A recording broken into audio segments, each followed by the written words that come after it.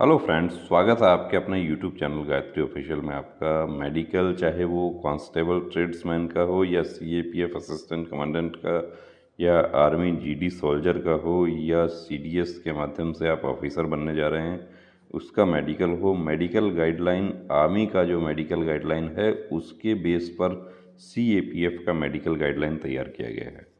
यानी कि कई बार जब कोर्ट में डिस्प्यूट हो जाता है, यानी कि रिट पिटीशन कोई कैंडिडेट फाइल करता है, तो उन कैंडिडेट्स को भी एमएच में ही रेफ़र किया जाता है, यानी कि मिलिट्री हॉस्पिटल का जो स्पेशलिस्ट है उसका ओपिनियन लिया जाता है। अब मेडिकल के कुछ पॉइंट्स हम यहाँ डिस्कस करेंगे आपके, कि देखिए मेडिकल के पॉइंट्स जो हैं उनको हम 3 भागों में बांट सकते हैं। पहले पॉइंट वो हैं जिसमें आप एक्सरसाइज करके फिट हो सकते हैं। दूसरे पॉइंट वो हैं जिसमें आप स्मार्ट वर्क करके फिट हो सकते हैं।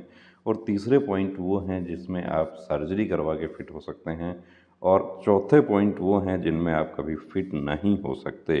तो हम चौथे पॉइंट को तो हम यहाँ छोड़ देते हैं, हम 3 पॉइंट्स की बात करते हैं। देखिए अब ये जो है, ये इनको कभी बचपन में फोड़ा हुआ था और उसका निशान इनका पैर के ऊपर है, तो ऐसे निशान में कोई प्रॉब्लम नहीं है, ये फिट है। आपको मेडिकल अफसर पूछता है कि ये क्या है, तो आप बता दीजिए कि सर बचपन में फोड़ा हो गया था, उसका निशान रह गया, और एक बिल्कुल कॉन्फिडेंटली बता दें तो इसमें कोई प्रॉब्लम आपको नहीं होगी। ऐसे निशान जो है वो फिट हो जाएंगे। अब आगे देखिए, ये कहते हैं कि मेरा नाक जो है वो टेढ़ा है, तो नाक ऊपर से टेढ़ा होने से कोई प्रॉब्लम नहीं होगा। आपके एयरवेज जो हैं वो दोनों क्लियर होने चाहिए। नाक के अंदर आपका जो नेज़ल सेप्टम है वो डेविएटेड नहीं होना चाहिए। डेविएटेड यानी कि नेजल सेप्टम, डीएनएस उसको कहा जाता है, डेविएटेड नेजल सेप्टम। यदि डीएनएस है तो डीएनएस में भी mild DNS according to medical guideline fit हो जाता है। माइल्ड डीएनएस में कोई प्रॉब्लम नहीं है। लेकिन डीएनएस ज़्यादा है तो आप 30 दिन पुराना उसका सर्जरी फिट हो जाएगा। यदि 30 दिन पहले भी आप सर्जरी करवा लेते हैं, आईटीबीपी भर्ती में ऐसा हुआ था कि एक कैंडिडेट को 32 दिन हुआ था सर्जरी करवा के, वो फिट हो गया, और एक को 28 हुआ था तो वो अनफिट हो गया। लेकिन डीएनएस का सर्जरी क्या होता है कि आप एक्सेप्ट नहीं करते हैं तो जनरली सर्जरी का 15 से 20 दिन बाद में उसका पता नहीं चलता है और वो क्लियर हो जाता है। और आप एक्सेप्ट कर लेते हैं तो फिर आपको पेपर्स दिखाने पड़ेंगे। ये देखिए हलॉक्स वल्गस का ट्रीटमेंट हो रहा है। ये ट्रीटमेंट हमारे सेंटर पर फिजियोथेरेपिस्ट हैं, वो भी ये सब इस तरीके से हलॉक्स वल्गस को ठीक करते हैं। ये अंगूठा जो है इनका, ये इस तरीके से टिल्टेड था और उसको अब सीधा किया जा रहा है, तो ये अब सीधा हो जाएगा तो फिट हो जाएंगे, कोई प्रॉब्लम नहीं होगी। सर में यदि आपके चोट लगी हुई है, पुरानी चोट है, तो उसमें क्या होता है कि जनरली उसमें पॉइंट बनता है। पॉइंट बनने का मतलब है कि अनफिट किया जाता है, और स्पेशलिस्ट का ओपिनियन लेने के लिए अनफिट किया जाता है। अब स्पेशलिस्ट इसमें क्या राय देते हैं?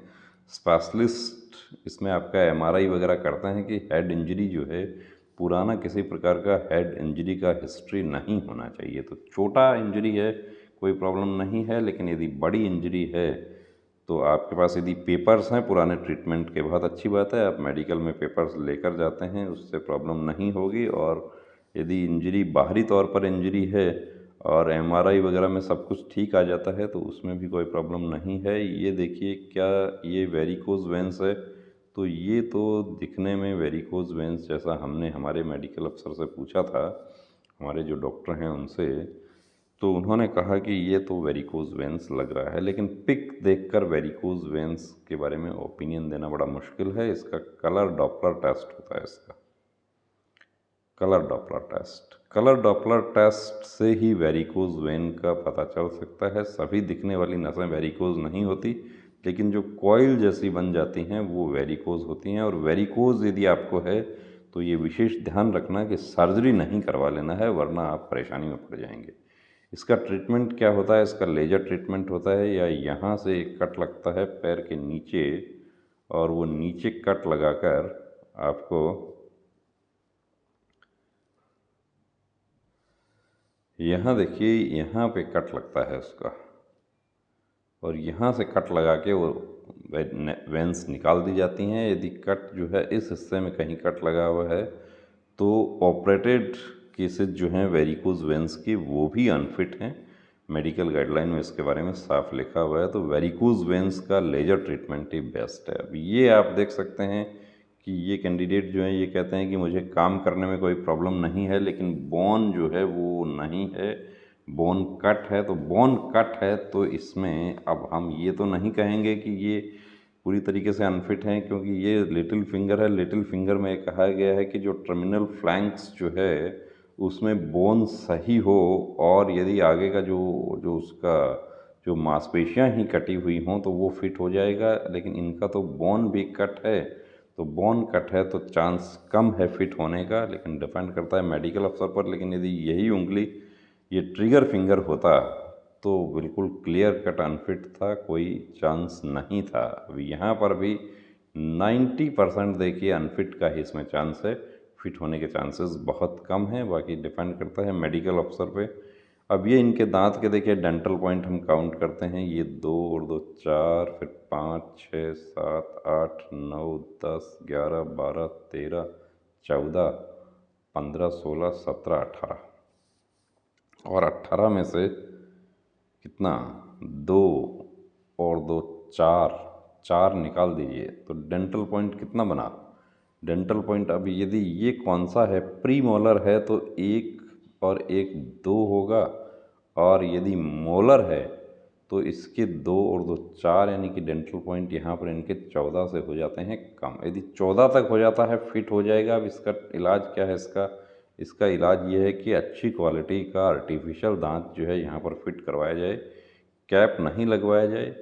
कैप लगवाया तो कैप क्या होता है, कैप से जो ब्रिज हम करवाते हैं, ब्रिज क्या करता है कि इनको भी कवर करता है, साथ में इनको कवर करता है। तो डिटेल मेडिकल अफसर क्या करता है कि इनको भी आर्टिफिशियल मान लेता है, और इनको भी आर्टिफिशियल मान लिया तो डेंटल पॉइंट 14 से डाउन चला जाता है और वो कैंडिडेट। लेकिन यदि आपका नेचुरल रूट मौजूद है तो आपको उसके पूरे मार्क्स मिल जाएंगे। लेकिन यहाँ तो आप देख सकते हैं कि पूरा क्लियर है, निकलवाया हुआ है।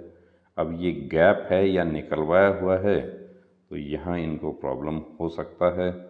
और आपको दिखाते हैं, ये इनको चोट लगा था, चोट की वजह से नाखून जो है वो अभी नहीं आया है, नाखून नहीं आया है। रनिंग वगैरह करने में कोई प्रॉब्लम नहीं है। इसका एक्सरे होगा, पैर का एक्सरे ठीक हो जाता है, ठीक, कोई प्रॉब्लम नहीं है, हड्डी ठीक है, तो ऐसा पॉइंट जो है वो फिट हो जाता है, फिट होने के चांसेस हैं। ये देखिए दूसरा एक आपको फिंगर और दिखाते हैं ऐसा ही, कि जिसमें कि फिंगर का जो लिटिल फिंगर है उसका टर्मिनल फ्लैंक्स जो है वो कट है। तो अब इसका क्या होगा, इसका हमारे हिसाब से तो फिट होने का चांस कम है। बाकी फिट अनफिट डिपेंड करता है फोर्स के मेडिकल अफसर पर। पिछली भर्ती में ऐसे कैंडिडेट फिट हो गए थे एसएससी जीडी में, लेकिन वो बाद में क्या हुआ कि ट्रेनिंग सेंटर से उनको बाहर कर दिया गया। ये हमारे साथी जो हैं इनको पैर में चोट लगा था, तो ये कहते हैं कि मुझे यहाँ पर जो है ये कट का निशान है, तो इस तरह के कट के निशान से कोई प्रॉब्लम नहीं होगा, ये फिट हो जाएगा। इसमें आपको टेंशन करने की, सोच विचार करने की ज़रूरत नहीं है। ये एक बहन का पैर है, इनको देखिए फ्लक्स वल्गस पहले ज़्यादा था, अभी थोड़ा इम्प्रूव हुआ है, तो इस बार इनका चांस बन रहा है कि ये फिट हो जाएंगी, और हम भी दुआ करते हैं कि फिट हो जाएं। काफ़ी परेशान हैं पिछली भर्ती में। ये हमारे साथी जो हैं इनको कभी फ्रैक्चर हुआ था, और फ्रैक्चर होने के बाद में ये स्टिचेस वगैरह ये सब हुए, लेकिन अब इनका जो कहानी जो है वो कहते हैं कि बिल्कुल ठीक है, मूवमेंट बहुत सही है, पावर भी सही है। तो ऐसी चोट में क्या होता है कि जनरली स्पेशलिस्ट का ओपिनियन लेने के लिए अनफिट कर दिया जाता है, और स्पेशलिस्ट फिर आपको चेक करेंगे, ऑर्थोपेडिक स्पेशलिस्ट आपका ग्रिप वगैरह चेक करेंगे, आपका एक्सरे करके देख सकते हैं, वो सब नॉर्मल होता है तो आप फिट हो जाएंगे, कोई प्रॉब्लम नहीं होगी। और यदि कोई रॉड वगैरह है, अंदर स्क्रू है, तो उसमें फिट होने के चांसेस नहीं है। ये बहुत बड़ा टैटू इनको था, टैटू रिमूव करवाया, तो टैटू रिमूव करवाया, जब सर्जरी से टैटू रिमूव होता है तो एक चीज़ का ध्यान रखना है कि केलोइड नहीं बनना चाहिए। यदि केलोइड बन गया तो प्रॉब्लम हो सकती है। अब इनका तो ठीक लग रहा है, पिक में स्टिचेज जो है, कई बार क्या होता है कि आप टैटू रिमूव करवाते हैं, और टैटू रिमूव आप करवाते हैं तो हम आपको एडवाइस करेंगे कि आप लेजर से ही करवाएं, वो ज़्यादा अच्छा रहेगा। कि जो सर्जरी से टैटू रिमूव करवाते हैं उसमें किलोइड के चांसेस हो जाते हैं। ये स्ट्रेच मार्क्स जो है वो पोस्ट प्रेगनेंसी बहनों को काफ़ी होते हैं स्टमक पर, और कुछ हमारे साथियों को जैसे हाइट शूटअप होता है तो थाइज़ पे, कमर पे और ये आर्म पिट के आसपास के एरिया में इस तरह के स्ट्रेच मार्क्स होते हैं। तो इसका कोई प्रॉब्लम नहीं है, ये स्ट्रेच मार्क्स बिल्कुल फिट है, इसमें आपको कोई सोच विचार करने की ज़रूरत नहीं है। ये राम जो लिखा हुआ है ये राइट हैंड पर है, तो इसको रिमूव करवाना होगा। इस राम के साथ में आप भर्ती नहीं हो पाएंगे। हाँ, आर्मी क्या करती है कि ऐसे में फिट कर देती है, लेकिन आर्मी भी ये सैल्यूटिंग हैंड है, तो सैल्यूटिंग हैंड में आर्मी भी इसमें फिट नहीं करती है। तो टैटू यदि है वाकई तो उसको बेहतर यही होगा कि उसको रिमूव करवा लें तो ज़्यादा अच्छा रहेगा। अब ये क्या ब्राकी मेटाटार्सिया है, देखिए फोर्थ टो जो है वो फिफ्थ से छोटा है। अब इसको दबा के इसके बराबर किया जा सकता है, इसका एक्सरे होता है, एक्सरे में जो बोन है वो देखा जाता है कि दोनों कितना गैप है, दोनों बराबर हैं। यदि दोनों बराबर हैं बोन तो फिट हो जाएगा, अन्यथा ब्राकी मेटाटार्सिया फिट नहीं होता है। ये हमारे साथी जो हैं इनका चोट लगा था, तो ऐसा जो चोट का निशान है वो फिट हो जाता है। आप बता दीजिए, आपको मेडिकल अफसर पूछे कि ये क्या हो गया, कि बचपन में चोट लगा था। कब चोट लगा था सर? बहुत छोटा था उस समय लगा था, तो मुझे यहाँ पर जानकारी नहीं है कि ये जो चोट जो है कब लगा, कितना पुराना है। बचपन में चोट लगा था, फिट हो गया, साइकिल से गिर गया था, कुछ भी आप यहाँ बता सकते हैं। तो ये आपके पॉइंट्स हमने डिस्कस किए। यदि आपका भी कोई ऐसा पॉइंट है तो हमारे साथ शेयर कर सकते हैं। व्हाट्सअप नंबर हम शेयर कर रहे हैं आपके लिए। अब ये व्हाट्सअप नंबर सिर्फ आपके मेडिकल पॉइंट्स, आपके जो डाउट हैं उसके लिए शेयर कर रहे हैं। अब आप फिट हो सकते हैं या नहीं हो सकते हैं, या आप बहुत सारे प्रश्न इस तरह के पूछते हैं कि इसमें क्या होगा क्या नहीं होगा, क्या होगा वो तो मेडिकल अफसर तय करेगा, या आप प्री मेडिकल चेकअप के लिए हमारे सेंटर पर आना चाहते हैं तो complete medical checkup, X ray, ECG, blood, urine, सभी प्रकार की जांचें सब यहाँ पर कंप्लीट चेकअप किया जाता है। और मॉर्निंग में आप आते हैं तो इवनिंग तक आपको पूरा कंप्लीट चेकअप कर दिया जाता है। यदि आप नाइट में आते हैं तो सेंटर के आसपास रुकने का आपको अरेंजमेंट करना होगा, लेकिन एक दिन में आपका काम हो जाता है। किसी कैंडिडेट का ब्लड प्रेशर वगैरह का यदि कोई प्रॉब्लम होता है तो उसको हम एडवाइस करते हैं दूसरे दिन रोकने की, कि ऑब्जर्वेशन में जो पिछला भर्ती जो हुआ सीपीओ का, उसमें काफ़ी कैंडिडेट्स को बीपी का पॉइंट जो था उसमें आउट किया गया।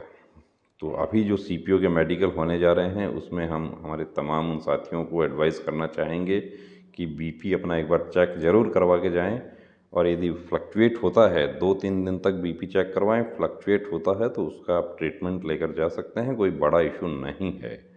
लेकिन सेंटर के अंदर आप जाते हैं वहाँ ऊपर नीचे हो रहा है, वो परेशानी में आपको डाल सकता है। और बिना डॉक्टर की सलाह के बीपी का टैबलेट नहीं खाना, ये भी आपको सलाह देते हैं कि वो आपके लिए नुकसानदायक हो सकता है, कि उससे आपका बीपी यदि नॉर्मल है और टैबलेट खा लिया वो ऊपर नीचे हो सकता है। तो ऐसी गलती नहीं करना है। तो दोस्तों बने रहिए चैनल के साथ में। यदि आपने सब्सक्राइब नहीं किया है तो सब्सक्राइब कीजिए।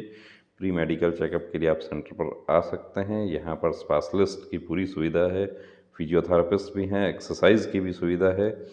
तो आप अपने दोस्तों के साथ में शेयर कीजिए और अपनी तैयारी को इस कदर रखिए कि लास्ट मोमेंट मेडिकल में आपको कोई परेशानी ना हो। और यदि कोई ऐसा पॉइंट है जिसके साथ आप भर्ती नहीं हो सकते तो ये रास्ता छोड़ दीजिए और कोई दूसरा सिविल जॉब जो है उसके लिए तैयारी करें। जय हिंद।